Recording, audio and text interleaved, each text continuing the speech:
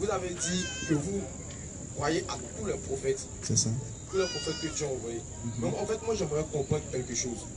Pour une personne qui est chrétienne et qui lit la Bible, qui marche selon les principes de la Bible, Oui. est-ce que cette personne ira au paradis ou bien est-ce que cette personne doit forcément être musulmane d'abord avant de partir Au paradis. au paradis? C'est ce que moi j'aimerais comprendre. Si cette personne-là suit vraiment et lit vraiment les prescriptions de la Bible, ces prescriptions de la Bible doivent conduire cette personne à être musulmane. D'abord.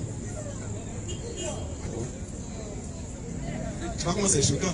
Donc mon frère, je dis bien, celui qui suit les prescriptions typiques de la Bible, de la Genèse à l'Apocalypse, doit, elle, a ce droit et a ce devoir de devenir musulman. Parce que la Bible ne prône pas le christianisme. Attention. Attention. Si tu dis que la Bible prône le christianisme, moi j'ai une question à te poser. Est-ce qu'Abraham était chrétien? Non. Alors, donc cherchons à savoir quelle est cette religion que la Bible nous prône. Quelle est cette doctrine? Jésus a dit dans Jean 16, 7, ma doctrine n'est pas de moi mais du Père qui m'a envoyé. Mais une doctrine qui n'est pas de toi, mais qui est du Père qui t'a envoyé. C'est ça qu'on appelle l'islam, la soumission à la volonté de Dieu. Donc si tu suis bien les prescriptions surtout de Jésus, Jean 16, qu'est-ce que Jésus a dit dans Jean 16, 13? À partir du verset 7 et suite. Jean chapitre 16, verset 7 à 14. Il dit, maintenant. Moi je veux qu'il lise dans la Bible. Cependant, écoute bien ce que Jésus dit. Cependant, Oui, je vous dis la vérité. je vous dis la vérité. Il vous est avantageux que je m'en Il aille. est avantageux pour vous que moi je m'en aille. Car si je ne m'en vais pas, Si je ne m'en vais pas, le consolateur ne viendra pas vers vous. Le consolateur, ça c'est dans lui second.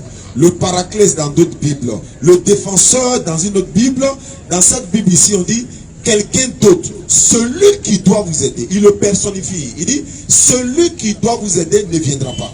Mais quand il viendra, il vous enseignera dans toute la vérité. Car lui qui vient là, il ne parle pas de lui-même. Il vous dira tout ce qu'il aura entendu de Dieu et il vous annoncera les choses à venir, c'est-à-dire jusqu'à la fin du monde.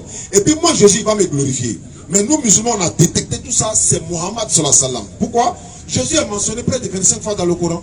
Il n'était pas chrétien, donc il est mentionné dans le Coran.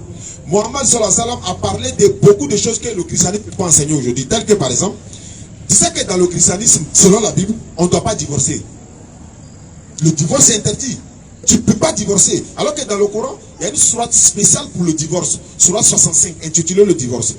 Par exemple, dans le christianisme ou dans les autres religions, quand un papa meurt et puis il a 5 enfants, son héritage, on partage comment?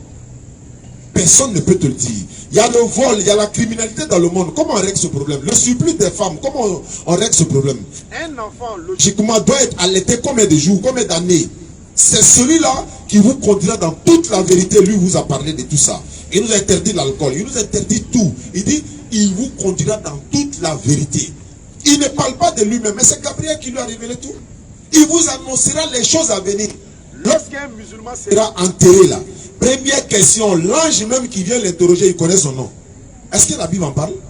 Non. Le Big Bang est dans le Coran. Est-ce que la Bible en parle? Non. L'homme a été créé à base d'argile. Oui. Adam. Oui. Et ses enfants ont été créés à base de quoi? La Bible n'en parle pas. C'est le Coran qui te dit. À partir du goutte de sperme. Mais le Coran, la Bible ne peut pas en parler.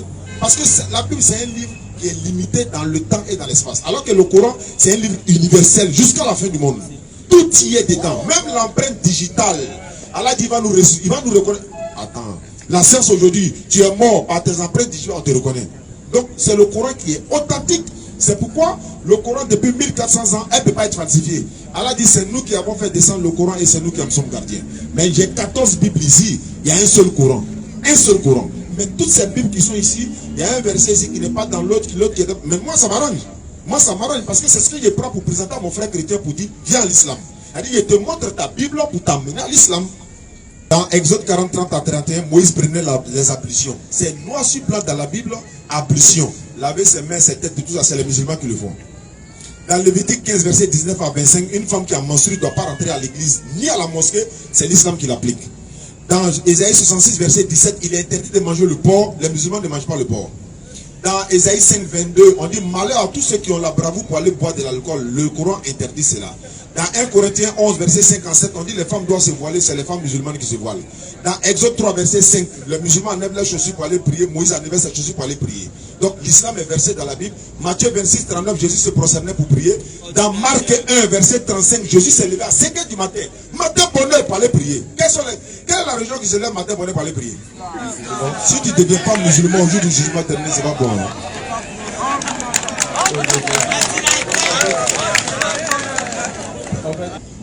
Est-ce que tu veux être parmi ceux qui vont là, au paradis? Si. Est-ce que tu es prêt à devenir musulman? Oui. Donc tu vas lever ton doigt. Celui-là? Oui, ton doigt. Et tu vas répéter ce que je vais dire. On va dire en arabe et puis on dit en français. C'est comme ça qu'on devient musulman.